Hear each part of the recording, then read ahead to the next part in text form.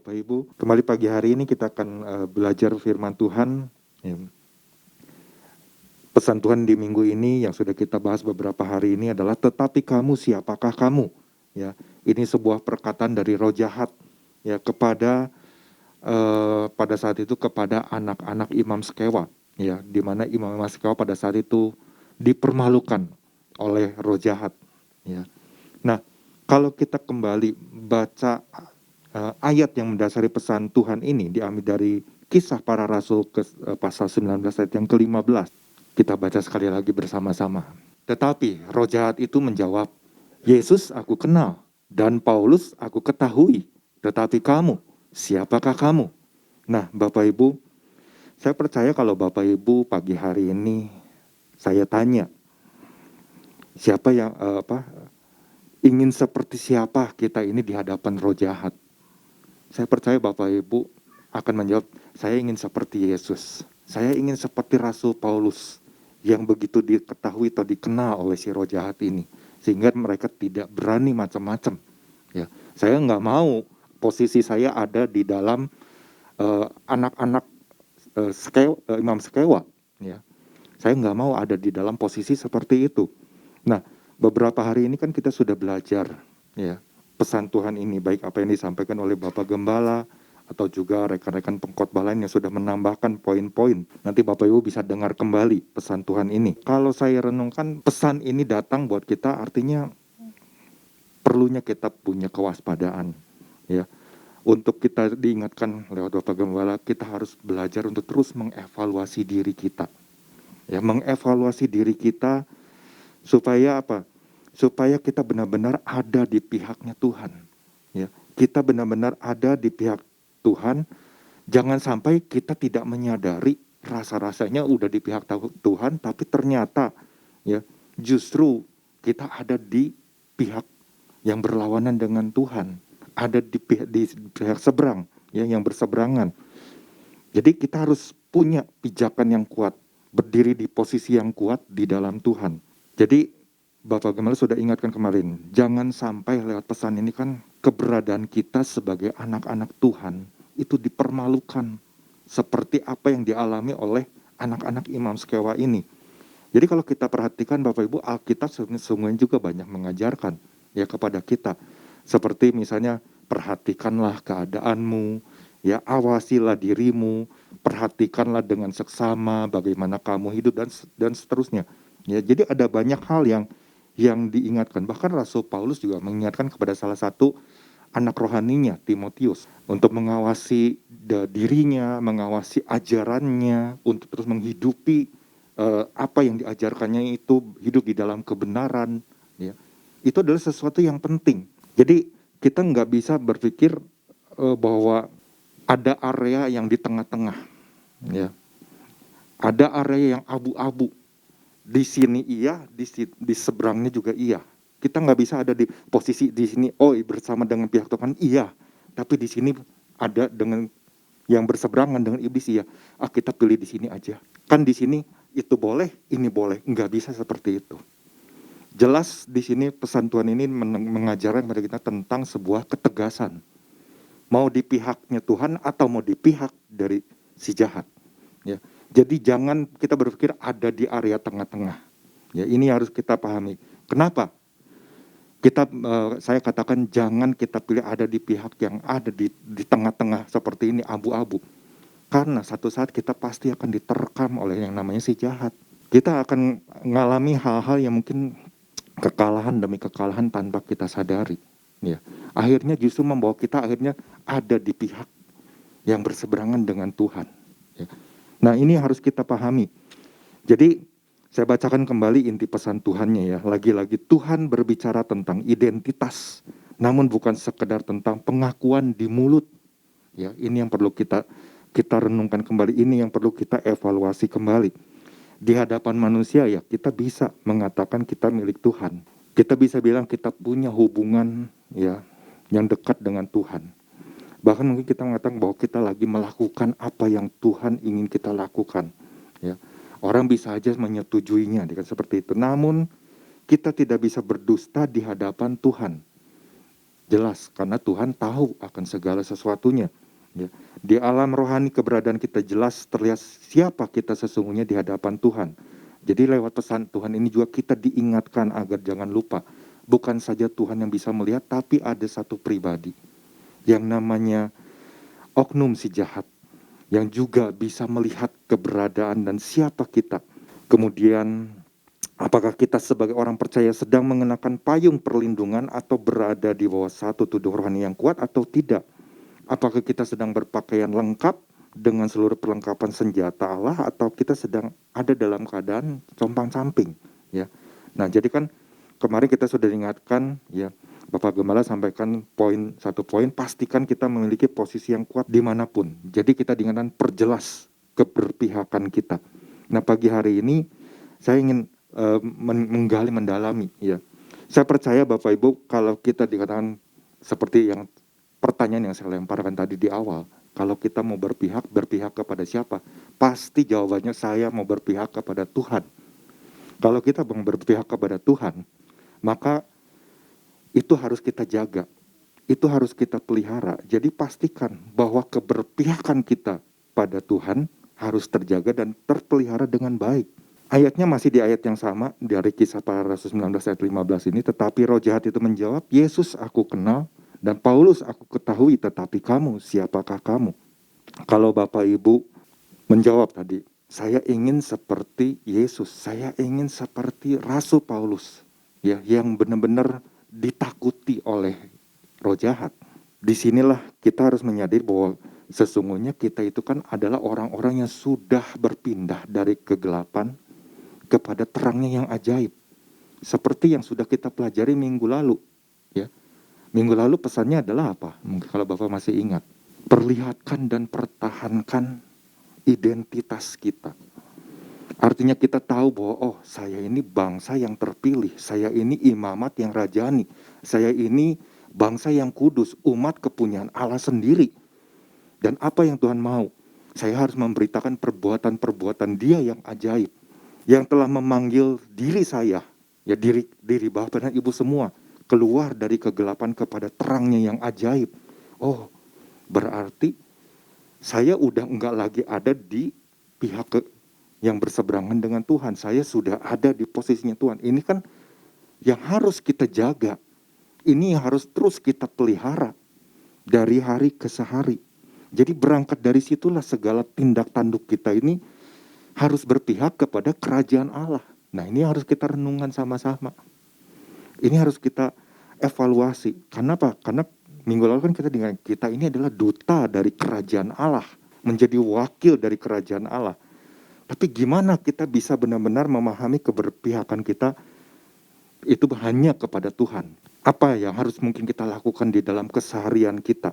Jelas kalau kita sadar kita ini udah ada di dalam pihaknya Tuhan, kita itu tahu kita adalah ciptaan yang baru. Yang lama sudah berlalu, yang baru ya sudah datang. Yang baru itu ada di hadapan kita.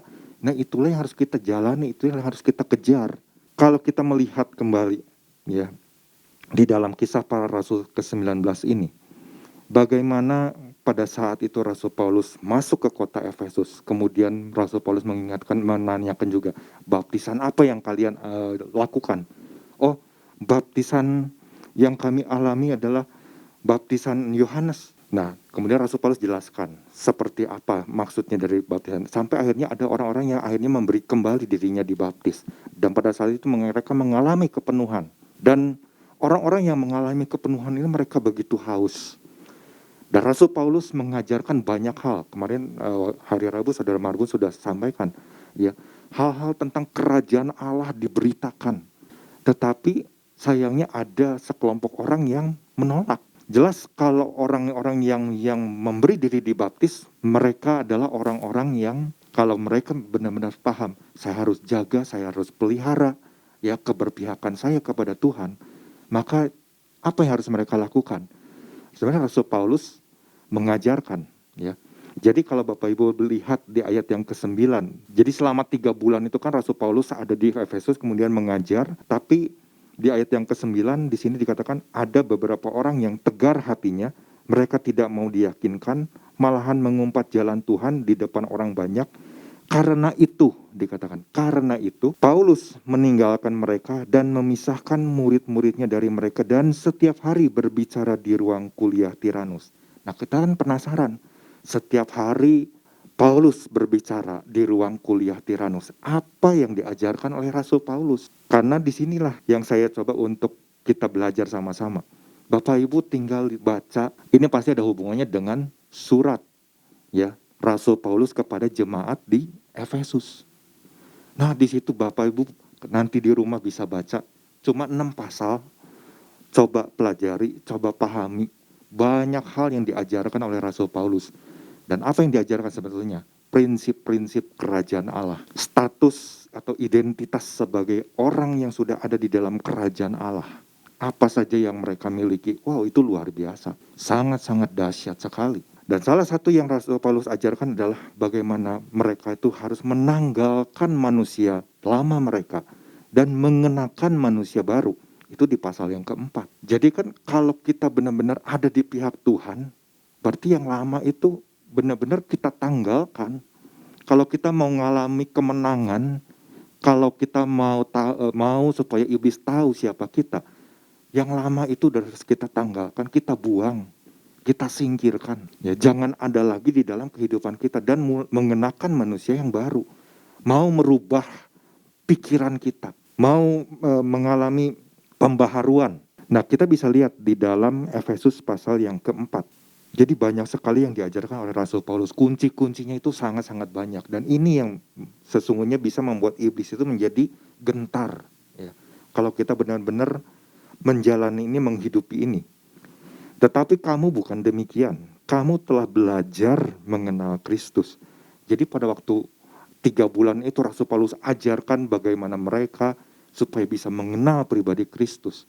Dia ajarkan, dan apa kunci-kuncinya itu luar biasa. Ya.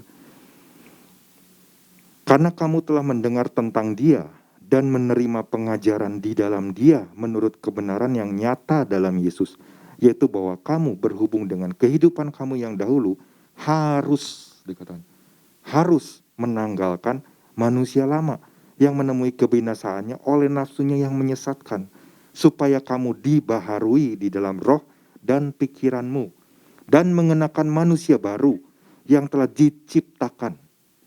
Jadi manusia baru ini diciptakan, ya, diciptakan menurut kehendak Allah di dalam kebenaran dan kekudusan yang sesungguhnya. Dan seterusnya itu adalah hal-hal apa yang harus kita singkirkan. Ya, buang dusta dan harus berkata benar. Kemudian ya kalau kita marah jangan kamu berbuat dosa. Ya. Nah, lalu apa lagi? Dikatakan di ayat yang ke-20, janganlah beri kesempatan kepada iblis. Jadi hal lainnya selain mengenakan manusia baru, jangan kasih tempat, ibaratnya jangan kasih pijakan apapun, sekecil apapun kepada si jahat. Ya. Apa yang harus kita lakukan, Bapak Ibu sebenarnya bisa baca di ayat-ayat selanjutnya. Hal-hal tentang kepahitan, ya, kemudian hawa nafsu, kecemaran, perkataan kotor, dan lain sebagainya. Itu adalah bagian-bagian area-area di mana iblis itu bisa berpijak di sana. Ya. Sampai mungkin nanti satu saat iblis akan berkata, tetapi kamu, siapa kamu? Kamu masih punya kepahitan, kamu masih hidup nggak benar, nggak kudus. Ya. Kamu masih, mungkin ibaratnya masih terikat dengan hal-hal yang lama. Gitu.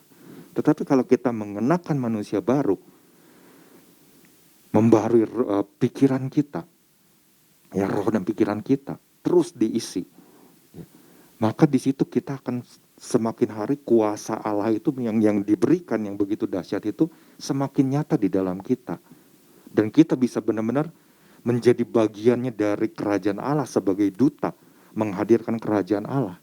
Dan ketika iblis melihat, wah ini anak Tuhan ini luar biasa nih, ya, punya ketaatan, kepatuhan, kesetiaan kepada Tuhan, kedisiplinan di dalam Tuhan, ya, menghidupi firman-Nya luar biasa.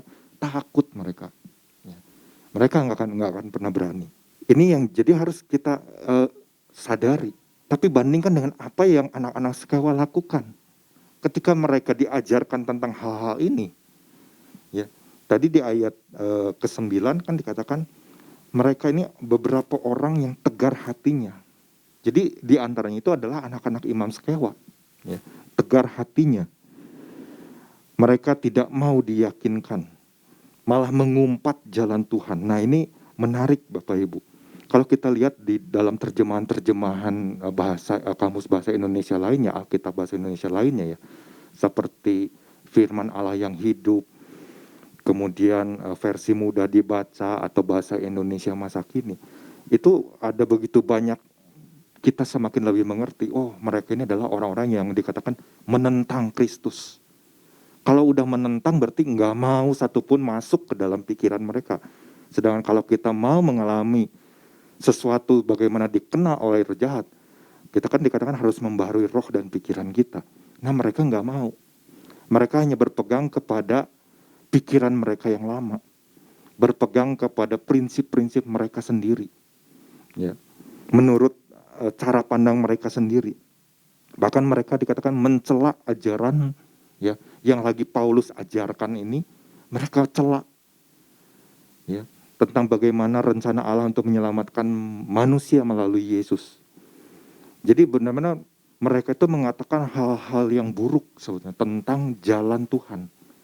Dan itu kan bukan cuma dari dilakukan oleh 7 orang, tapi mereka ini orang-orang yang tegar hatinya, mereka yang menolak, mereka yang keras kepala, ya, mereka yang tidak mempercayai ini, mereka berusaha untuk mempengaruhi banyak orang, ya, mempengaruhi orang banyak dikatakan di situ. Jadi Pak yang kemarin sudah jelaskan, mungkin mereka takut kehilangan follower, takut kehilangan pengikut, ya. Jadi saya renungkan, iya benar juga ya, kenapa mereka seperti itu? Ya pasti mereka nggak mau sampai kehilangan pengikut. Nah akhirnya mereka coba untuk mempengaruhi dengan berbagai cara. Ini yang membedakan, ya. Sampai akhirnya bagaimana, ya, anak-anak imam Skewa ini dipermalukan. Nah nanti Bapak Ibu silakan renungkan, ya, baca di rumah ini Efesus pasal yang ke-1 sampai ke-6, ini luar biasa, ya. Sampai bagaimana diingatkan oleh Rasul Paulus tentang hidup sebagai anak-anak terang. Kemudian tentang perlengkapan rohani yang harus dikenakan. Itu kan sama seperti inti pesan tadi. Jangan sampai kita menggunakan pakaian tapi mungkin nggak lengkap. Atau compang-camping. Atau perlengkapan senjatanya lagi ditanggalkan. Ya. Nah, ini yang sama-sama kita belajar ya. Jadi hal berpihakan juga sebenarnya kita lagi berbicara tentang kesepakatan. Jadi ketika kita sudah berpindah menjadi manusia ciptaan yang baru, hal yang luar biasa yang Rasul Paulus ajarkan adalah kita yang tadinya adalah orang asing, tapi ketika kita menjadi ciptaan yang baru, di situ kita menjadi keluarga Allah. Wow, ketika saya renungkan ini, wow, saya menjadi bagian dari keluarga Allah ya. Kalau kita jadi keluarganya Allah, apakah kita bawa aturan kita, ataukah kita mengikuti aturannya keluarga Allah? Tentu kita ikut aturan dari keluarga Allah. Siapa kita Bapak Ibu ketika kita dibawa masuk ke dalam keluarganya Allah? Berarti di situ, oh iya ya, Tuhan punya aturan. Aturan saya yang secara manusia saya punya aturan-aturan sendiri, saya nggak bisa campur aduk dengan aturannya Tuhan. Saya harus ikuti aturannya Tuhan. Saya harus nurut sama Tuhan. Makanya Rasul Paulus di dalam Efesus pasal yang ke-5 ayat yang ke-1 di situ dikatakan, jadilah penurut-penurut Allah. Itu lengkap sekali kalau Bapak Ibu renungkan, wah, saya pikir ini Rasul Paulus luar biasa, dia begitu memahami, ya. Makanya kenapa iblis begitu takut, ya, waktu tahu, oh, Paulus aku kenal, gitu. Tetapi kamu siapa kamu, ya. Artinya ada bagian yang harus kita lakukan, ya. Jadi penurut-penurut Allah. Dan apa yang Rasul Paulus ajarkan juga, kalau Bapak Ibu baca di dalam Efesus pasal yang kedua, seperti yang saya katakan tadi, yaitu kita menjadi keluarga Allah, itu begitu luar biasa. Efesus pasal yang kedua ayat ke-19. Ini tentang identitas ya, supaya kita benar sekali lagi memahami, wow, Identitas kita itu di dalam Tuhan itu luar biasa. Ya. Jadi kenapa saya katakan kita harus jaga, kita harus pelihara. Karena ini sangat-sangat luar biasa, benar-benar dahsyat sekali Tuhan berikan buat kita itu. Gitu. Demikianlah kamu bukan lagi orang asing dan pendatang, melainkan kawan sewarga dari orang-orang kudus dan anggota-anggota keluarga Allah. Kawan sewarga dari orang-orang kudus dan anggota-anggota keluarga. Bapak Ibu bisa renungkan dari perkataan ini. Kawan sewarga dari orang-orang kudus dan anggota-anggota keluarga Allah. Ya. Jadi Alkitab mengatakan di dalam terjemahan-terjemahan lainnya, kamu tuh udah bukan lagi orang asing di hadapan Allah. Atau warga asing bagi surga, melainkan anggota keluarga Allah serta warga kerajaan Allah bersama-sama dengan orang Kristen yang lain. Kalau sebagai pendatang tidak punya hak, ya, tetapi sekarang kalian sudah menjadi orang-orang yang disucikan oleh Allah. Ya. Wah, dan lain sebagainya. Artinya kalau kita menyadari ini, ya, berarti ya kita harus jaga dong, kita harus pelihara dong sebagai warga kerajaan Allah. Ya. Kita nggak bisa, oh Tuhan punya rules-nya ya, Tuhan punya aturannya, Tuhan tapi saya juga punya aturan. Saya pengennya begini, nggak bisa. Ya, saya katakan tadi lewat pesan ini kita diajarkan tentang ketegasan. Berarti di mana kita harus berdiri, berpihak. Udah jelas kita pasti akan pilih, saya mau berpihak sama Tuhan dong. Kalau kita berkata kita mau berpihak sama Tuhan, berarti yang kita harus tanggalkan adalah aturan-aturannya kita, tapi malah masuk ke dalam aturan-aturannya Tuhan. Ikuti aja aturan-aturannya Tuhan. Waktu kita ikuti aturan-aturannya Tuhan, iblis akan lihat. Iblis akan merasa, wah saya nggak berani deh ganggu dia. Ya, karena dia adalah orang yang benar-benar mau ikuti aturannya Tuhan. Apa yang mungkin dunia lagi tawarkan, dia nggak peduli. Ya. Yang hari-hari ini mungkin begitu banyak, mungkin menarik banyak orang. Ya. Sampai mulai meragukan keberadaan Tuhan. Nah inilah yang pagi hari ini Bapak Ibu, yang sama-sama kita belajar. Ya. Jadi keberadaan kita ini jangan sampai ketika kita datang pesan Tuhan ini, kita menjadi orang yang masih acuh aja, masih cuek aja. Jangan sampai satu saat kita justru ditegur sama Tuhan. Sama seperti apa yang Tuhan berikan kepada jemaat di Efesus. Ketika Tuhan katakan lewat malaikat, ya, Tuhan menyatakan dalam sebuah penglihatan kepada Yohanes, ya, waktu ada di Pulau Patmos. Itu kan sudah jelas terlihat bagaimana jemaat di Efesus itu Tuhan mencela. Karena apa? Karena kasih yang mula-mula itu udah nggak ada pada mereka. Yang dulunya wow begitu cinta sama Tuhan, bergairah sama Tuhan, mulai loyo, mulai kehilangan semangat. Waktu kita mulai kehilangan semangat, kehilangan motivasi, kehilangan rasa haus dan lapar iring Tuhan, di situ kita sedang memberikan peluang iblis untuk berpijak. Iblis akan masuk memanfaatkan mungkin kelemahan-kelemahan kita, membuat iman kita jadi lemah. Sampai akhirnya membuat mungkin orang percaya itu menjadi nggak percaya lagi sama Tuhan. Atau juga mungkin kalau kita ingat teguran Tuhan Yesus, ya, waktu Tuhan Yesus sampaikan lewat malaikatnya kepada jemaat di Laodikia. Ya, nanti Bapak Ibu bisa baca di dalam kitab Wahyu di situ. Ya, bagaimana dikatakan di dalam Wahyu 3 ayat 16. Jadi karena engkau suam-suam kuku, ya, dan tidak dingin atau panas, aku akan memuntahkan engkau dari mulutku. Betapa ngerinya kalau kita mengacuhkan, ya, tidak meresponi pesan Tuhan, tetapi kamu siapa kamu? Kita diingatkan tentang di mana kita harus perjelas lagi keberadaan kita, keberpihakan kita. Kalau kita masih berpikir, ya nanti ajalah, ya, pokoknya saya masih suka dengan kehidupan saya sekarang atau masa bodoh, jangan sampai kita ditegur. Sampai bahkan dikatakan aku akan memuntahkan engkau dari mulutku. Ini satu teguran, ya, teguran yang keras. Karena engkau berkata, aku kaya dan aku telah memperkayakan diriku dan aku tidak kekurangan apa-apa. Dan karena engkau tidak tahu bahwa engkau melarat dan malang, miskin, buta, dan telanjang. Ya. Jadi kadang-kadang mungkin kita berpikir ya kita ada di pihak Tuhan, padahal kita sedang ada di pihak yang berseberangan seperti yang Pak Isa sampaikan kemarin. Tapi ternyata kalau dilihat, ya, kita ini dikatakan melarat, malang, miskin, buta, dan telanjang. Ya. Nah ini kita nggak mau hal ini tidak kita responi dengan baik. Tapi mari kita evaluasi, kita kembali introspeksi diri kita. Ya. Posisi kita ini hari-hari ini sedang ada di mana sih? Ya. Kalau kita menyadarinya seperti yang Tuhan katakan, segera bertobat. Ya. Bertobat, kemudian lakukan. Kalau kepada jemaat Efesus, Tuhan bilang, lakukan lagi seperti semula.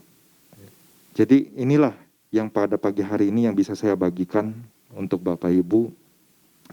Karena kalau Tuhan memberikan satu teguran atau Tuhan memberikan pesan, itu adalah bukti bahwa Tuhan itu begitu mengasihi kita. Ya. Tuhan bilang, orang yang kukasihi itu pasti akan aku tegur, akan aku hajar. Jadi Tuhan bilang, relakanlah hatimu. Ya.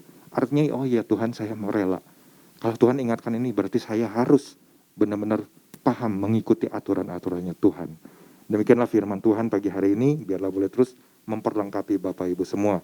Tuhan Yesus memberkati.